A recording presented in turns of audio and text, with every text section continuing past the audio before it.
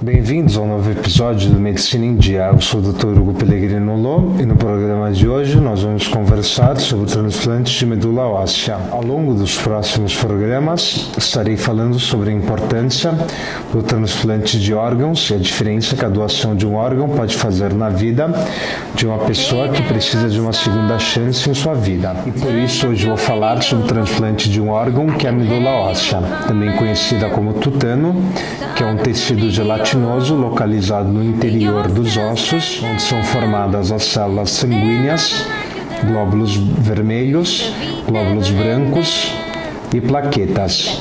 A medula óssea pode ser vermelha ou amarela.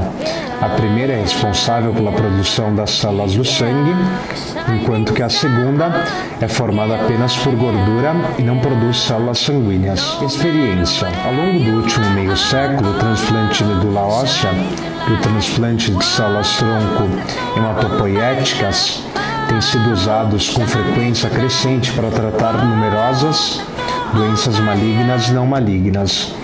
Com os avanços nas técnicas, indicações e terapia de suporte, o transplante de células-troncos hematopoiéticas continua sendo um campo de avanço no tratamento de doenças humanas. Contexto histórico. Os temores de guerra nuclear no pós-Guerra Fria estimularam o interesse pelos efeitos da radiação no corpo humano. Estudos iniciais com animais rapidamente revelaram que a medula óssea era o órgão mais sensível aos efeitos prejudiciais da radiação.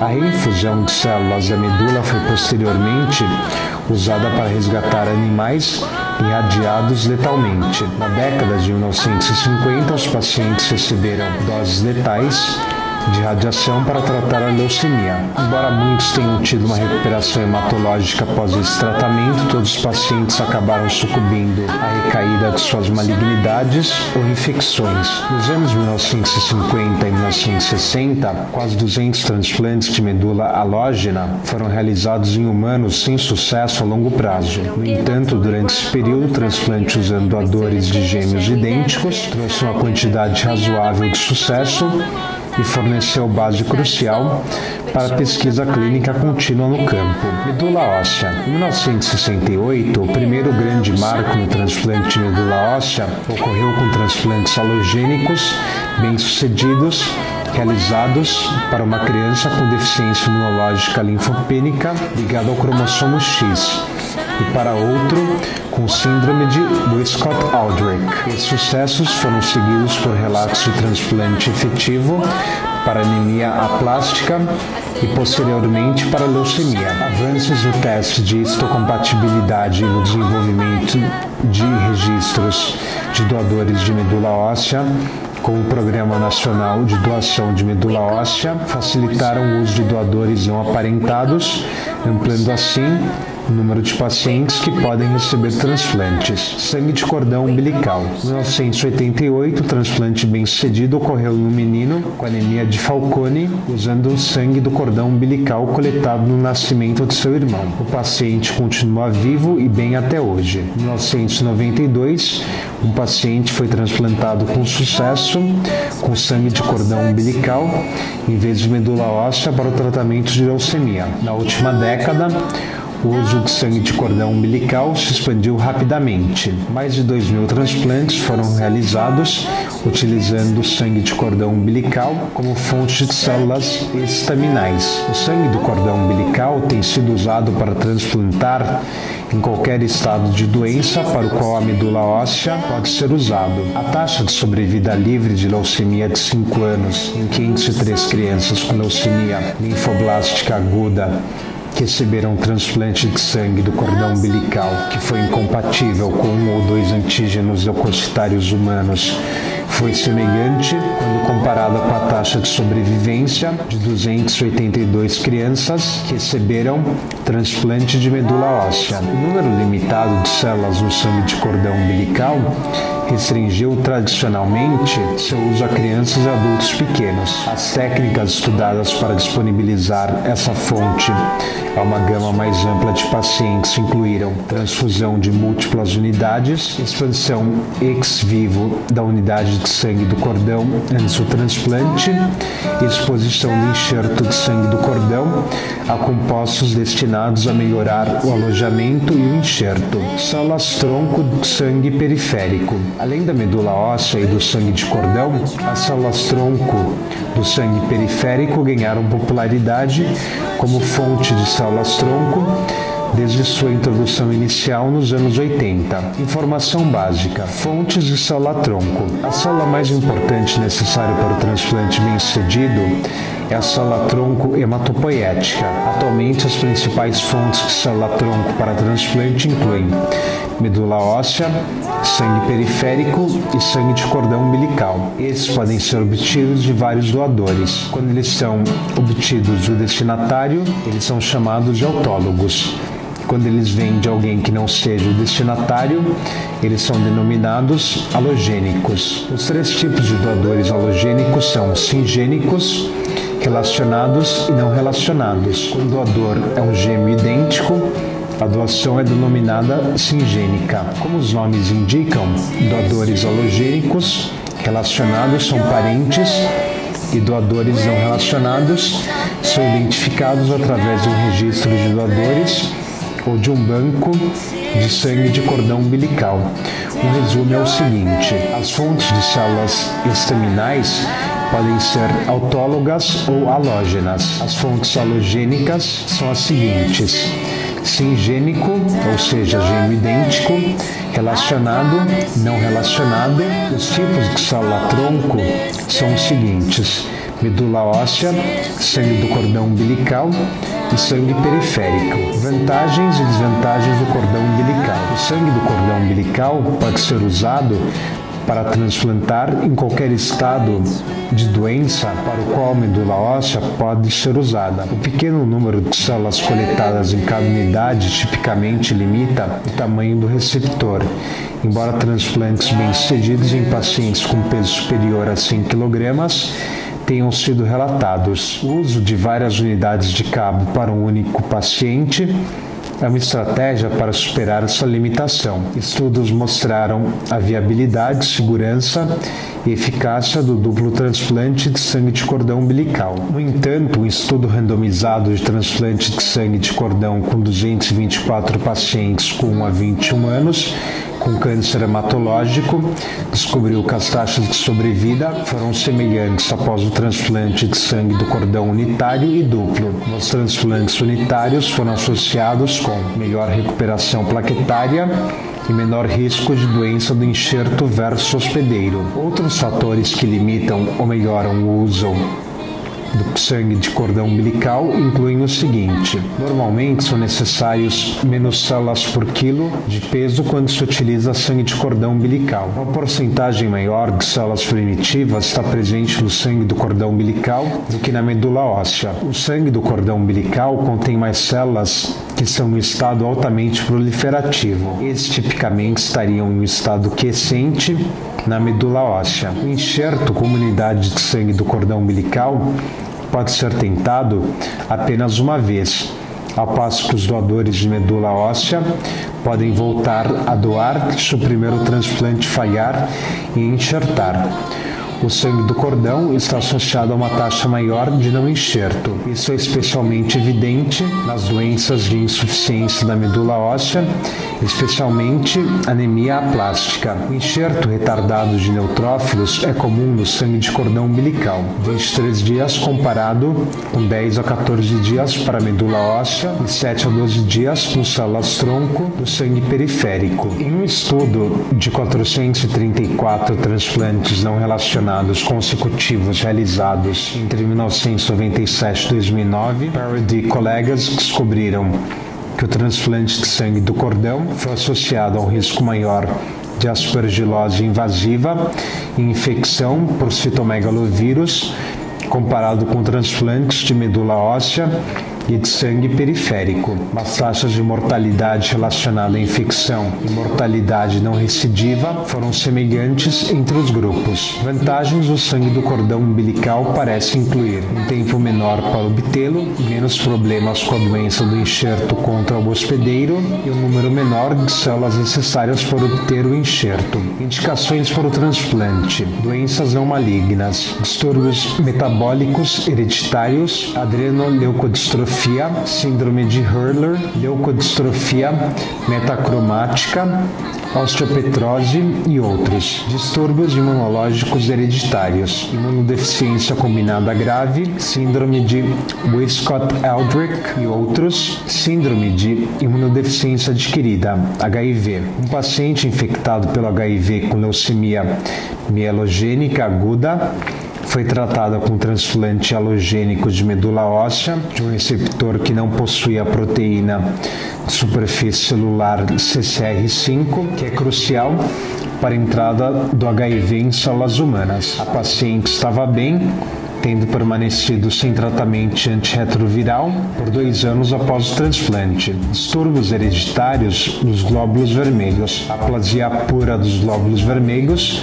doença falciforme, beta-talassemia e outros. Estados de falha medular, anemia plástica severa, anemia de Fanconi e outros. Doenças autoimunes, tratamentos experimentais, esclerose sistêmica, artrite reumatoide juvenil sistêmica grave, lúpus, esclerose múltipla, doença de Crohn e outras. Doenças malignas ou pré-malignas, leucemia linfoblástica aguda, leucemia mielogênica aguda, leucemia mieloide crônica, leucemia mielomonocítica juvenil, síndromes mielodisplásicas, distúrbio das células plasmáticas, linfoma de Hodgkins e não Hodgkins. O processo de pesquisa. Uma vez que o processo da doença tenha sido identificado e o transplante seja considerado uma possível terapia, o doador apropriado deve ser identificado. A melhor correspondência possível resulta em menos complicações. Para transplantes alogênicos, a tipificação da histocompatibilidade do HLA é realizada para familiares imediatos, inicialmente utilizando tipagem sorológica. Os membros da família totalmente correspondentes fornecem as correspondências mais compatíveis, pois frequentemente compartilham antígenos HLA menores, geralmente não incluídos nos testes. A compatibilidade do antígeno HLA classe 1 e classe 2 é testada e comparada. Classe 1 inclui HLA-A, HLA-B e HLA-C. A classe 2 inclui HLA-DR, HLA-DP e HLA-DQ. Na correspondência de 6 em 6, refere-se ao teste de HLA-A, HLA-B e HLA-DR, cada um dos quais tem 2 alelos.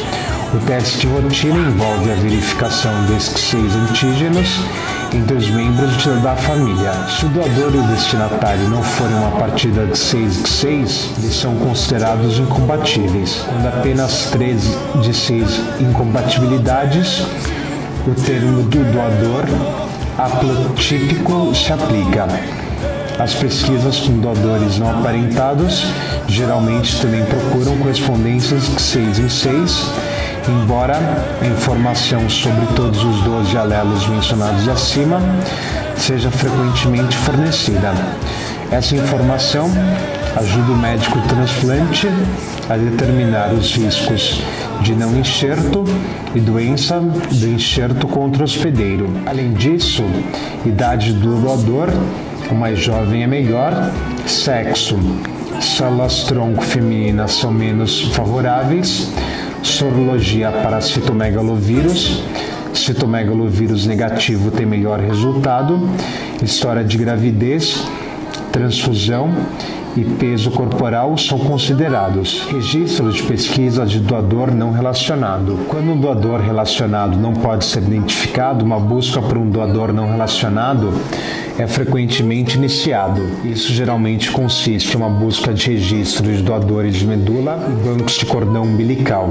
O maior registro de doadores é o NMDP, que é responsável pelo fornecimento de medula e células-troncos para mais de 9 mil receptores até o momento. Mais de 260 mil unidades de cabo estão atualmente armazenadas em bancos em todo o mundo. O maior banco de sangue do cordão umbilical dos Estados Unidos é o New York Cord Blood Bank, que coletou mais de 32 mil unidades. O banco de sangue do cordão umbilical na Espanha tem agora mais de 25 mil espécimes coletados e processados, e o registro australiano do cordão umbilical tem mais de 17 mil espécimes. Vários bancos de sangue do cordão umbilical estão organizados nos Estados Unidos, Europa e Ásia, que são unidades coletoras, como um banco de sangue que solicita doações voluntárias de sangue. Processo de pesquisa de doador não relacionado. O processo começa pela realização de tipagem DNA-HLA do receptor, um método mais preciso de tipagem do que o método sorológico. Isso é seguido por uma pesquisa preliminar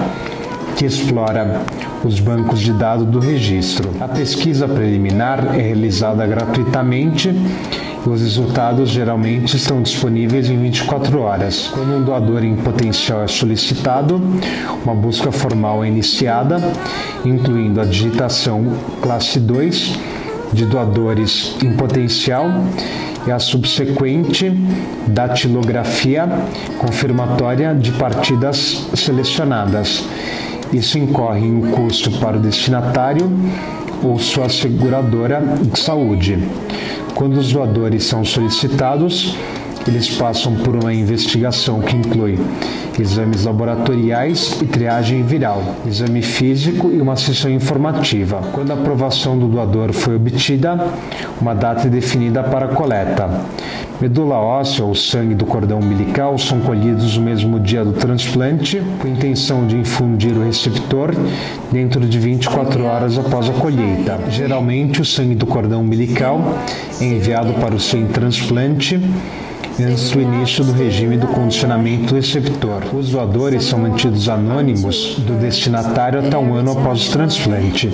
Nesse momento, as informações de identificação podem ser trocadas se forem mutuamente desejados. Processo de transplante. O processo de transplante geralmente é dividido nas 5 seguintes fases: condicionamento, infusão de células estaminais, fase neutropênica, fase de enxerto, período de postagem, condicionamento. O período de condicionamento geralmente dura de 7 a 10 dias. O objetivo é administrar quimioterapia, radiação ou ambos para eliminar a malignidade, prevenir a rejeição de novas células-tronco e criar espaço para as novas células.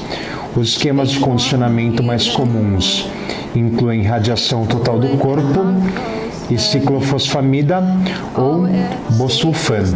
Numerosas outras combinações são também utilizadas e comumente incluem drogas tais como fludarabina, etoposide, melfalano, citarabina e tiotepa, para além dos agentes acima mencionados. Além disso, agentes anticélulas T, com a globulina antitimocítica, podem ser adicionadas ao regime em certos casos para evitar a rejeição do enxerto. Os pacientes geralmente toleram bem o condicionamento, embora a terapia antiemética seja usada para prevenir a náusea significativa que pode ocorrer. Processamento e infusão de células estaminais. A infusão de células-tronco geralmente é realizado em cerca de 1 hora, mas esse período varia dependendo do volume infundido. As células-tronco podem ser processadas antes da infusão, se indicado. Depressão de células T pode ser realizada para diminuir a doença do enxerto contra o hospedeiro. Isso é frequentemente realizado antes de transplante de haplótipos ou outros transplantes que podem ter um grau significativo de incompatibilidade. A seleção de células estaminais CD34 positivas pode ser realizada quer para a depleção de células T, quer para fins de purga de tumores. Além disso, muitos centros estão investigando a expansão ex vivo de uma porção das células antes do transplante para melhorar o enxerto. Antes da infusão, o paciente é pré-medicado com acetaminofeno e difenidramina para prevenir a reação. As células então são infundidas através de um catéter venoso central, muito parecido com uma transfusão de sangue.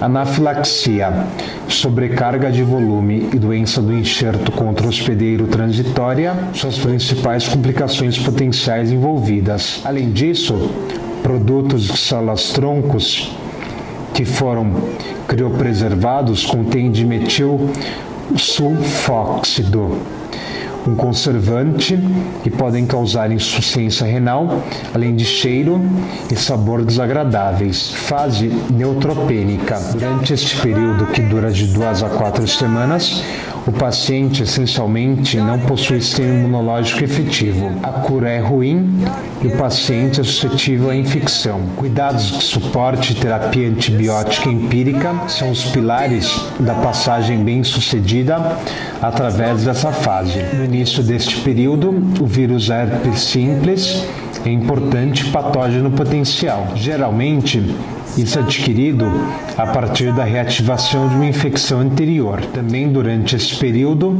a flora endógena, como os organismos da pele e do intestino, são os organismos mais frequentemente encontrados. As infecções nosocomiais adquiridas no hospital talvez apresentem um maior risco, porque são frequentemente mais resistentes aos esquemas padrão de antibiótico usado. Durante o início da terapia antibacteriana difundida, a seleção de fungos pode ocorrer. Tipicamente, a febre se manifesta de 5 a 7 dias após o início da antibiótico terapia de amplo espectro e é tratada empiricamente com agentes antifúngicos. A anfotericina é o esteio. O uso de estabilizadores intestinais, ou seja, antibióticos orais para reduzir a flora intestinal, é controverso. Eles foram mostrados para reduzir o número de hemoculturas positivas obtidas, mas não tiveram impacto significativo sobre os resultados. Além dos riscos de infecção, a nutrição também é um problema fundamental. A ingestão oral é geralmente severamente reduzida por causa da mucosite severa que a maioria dos pacientes desenvolve. A nutrição parenteral total é fornecida e geralmente é bastante necessária, especialmente para crianças. Fase de enxerto. Durante esse período, que dura várias semanas, o processo de cicatrização começa com a resolução da mucosite e outras lesões adquiridas. Além disso, a febre começa a diminuir e as infecções geralmente começam a desaparecer. Os maiores desafios nesse momento incluem o manejo da doença do enxerto versus hospedeiro e a prevenção de infecções virais, especialmente o citomegalovírus. Nos transplantes de órgãos sólidos, a rejeição do órgão é o maior obstáculo. No entanto, no transplante de células hematopoéticas, o sistema imunológico faz parte do órgão transplantado. Portanto, o novo sistema imunológico pode atacar todo o corpo. Quando isso ocorre, é denominado doença do enxerto versus hospedeiro. Doença do enxerto versus hospedeiro geralmente envolve a pele, o trato gastrointestinal e o fígado, causando erupções cutâneas e bolhas, diarreia e hiperbilirrubinemia, respectivamente. Os pacientes que recebem transplantes alogênicos de células tronco hematopoéticas são tipicamente colocados em um ou mais medicamentos imunossupressores para proteger o desenvolvimento de doença do enxerto versus hospedeiro. O lado bom da doença do enxerto versus hospedeiro é o efeito enxerto versus leucemia, que também pode estar presente. Além disso, pacientes podem desenvolver uma entidade chamada doença veno-oclusiva. A etiologia e o manejo mais eficaz da doença veno-oclusiva não são claras. A doença veno-oclusiva consiste na tríade de ganho de peso, refratariedade da transfusão de plaquetas e hiperbilirrubinemia. O processo inclui danos no fígado com a deposição de elementos trombóticos ao longo da microcirculação do fígado, cuidados que suporte gerenciamento cuidadosos do fluidos são essenciais. A terapia antifibrinolítica não tem benefícios comprovados. Fase de pós-lançamento. Esse período dura de meses a anos. As marcas dessa fase incluem o desenvolvimento gradual de tolerância, o desmame da imunossupressão, o manejo da doença do enxerto versus hospedeiro crônica, a documentação da reconstituição imunológica. Os transplantes que usam depleção de células T ou de fontes incompatíveis ou haplotípicas frequentemente apresentam a reconstituição imune atrasada ou incompleta. Os pacientes que receberam irradiação total do corpo como parte do seu regime de condicionamento, geralmente apresentam disfunção esplênica significativa. A maioria dos pacientes precisa de reimunização, geralmente começando um ano após o transplante. Tipicamente, isso é iniciado usando vacina contra a doença do tétano, com títulos obtidos antes e pelo menos um mês depois para documentar uma resposta. O uso da imunização da doença do tétano é dependente da idade. Além da doença do tétano, a imunização também pode ser dada com a vacina inativada contra o poliovírus. A vacina oral contra a poliomielite não deve ser administrada. A vacinação contra a influenza deve ser administrada a todos os pacientes todos os anos. Se um título protetor for obtido da vacina contra o tétano, é importante que o médico prossiga com as séries hemófilos influenza, pneumocóxica e hepatite B. Tipicamente, após 2 anos, a imunização pode ser dada com a vacina contra sarampo, cachumba e rubéola, somente se o paciente for imunizado com sucesso com as vacinas acima. O paciente estiver sem imunossupressores por mais de 6 meses, e o paciente não tem doença do enxerto versus hospedeiro crônica. Se o paciente tiver títulos adequados de rubéola, a imunossupressão pode ser suspensa. Todas as outras vacinas com vírus vivos devem ser evitadas sempre que possível. Resultado: melhorias no tratamento de suporte. Regimes com antibióticos de tipagem DNA-HLA tiveram impacto significativo na melhora da sobrevida e da qualidade de vida após o transplante. Em geral, os pacientes com doença estável ou doença em remissão têm melhores resultados do que aqueles transplantados durante uma fase posterior da doença ou com doença recidivada. A idade jovem, na época do transplante, também leva a resultados mais favoráveis. Status negativos do citomegalovírus do receptor e do doador aumenta a probabilidade de sobrevivência. Uma dose maior de células hematopoéticas administradas no momento do transplante pode acelerar o enxerto e melhorar o prognóstico, mas também pode aumentar o risco de doença do enxerto versus hospedeiro. Transplantes para doenças não malignas geralmente têm resultados mais favoráveis, com taxa de sobrevivência de 70% a 90%, se o doador for um irmão correspondente, e 36% a 65%, se o doador não for relacionado. Transplante para leucemias agudas em remissão, no momento do transplante, tem taxas de sobrevivência de 55% a 68% se o doador estiver relacionado e 26% a 50% se o doador não estiver relacionado. As estatísticas de resultados de transplante autólogo de tumores sólidos são um pouco decepcionantes para as neoplasias pediátricas, exceto para os linfomas recidivantes e certos tumores cerebrais. O transplante autólogo pode oferecer alguma vantagem sobre a quimioterapia isoladamente em pacientes com tumores recobertos de células germinativas, tumor de Wilms ou sarcoma de Ewings. O transplante autólogo fornece resultados superiores à quimioterapia isolada na taxa de sobrevida livre da doença de 3 anos para neuroblastoma estágio 4, embora a taxa de sobrevida não exceda 35%. Em pacientes em primeira remissão para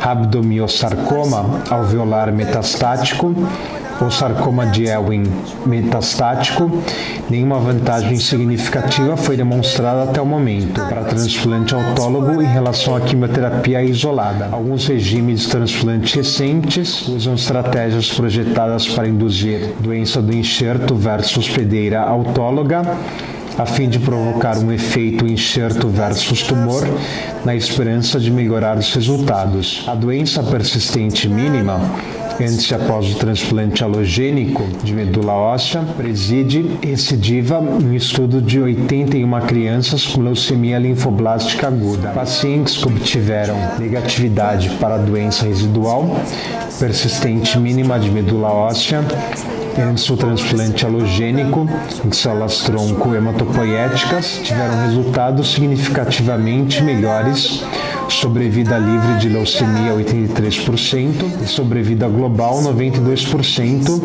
do que aqueles com doença residual persistente mínima, persistente pré-transplante, alogênico de células-tronco hematopoéticas, leucemia, sobrevida livre de 41% e sobrevida global de 64%.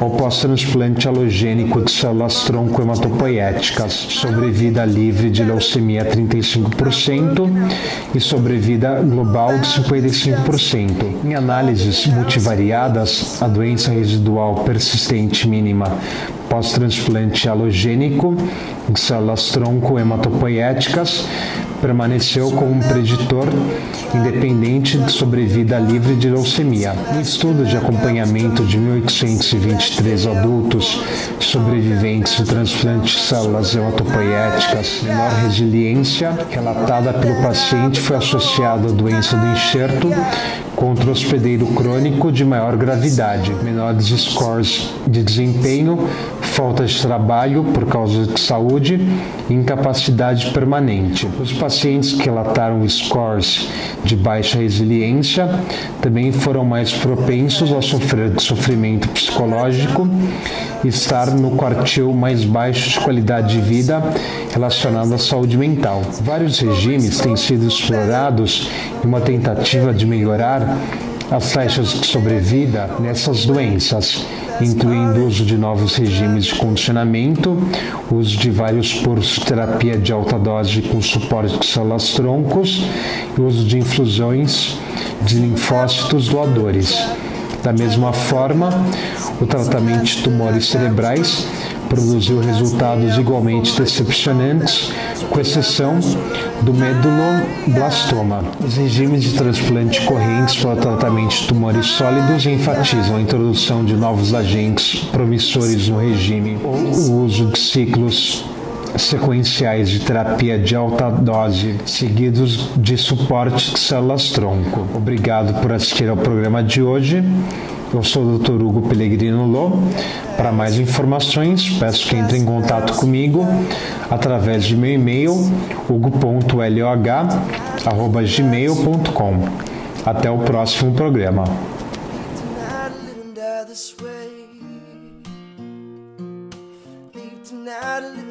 This way.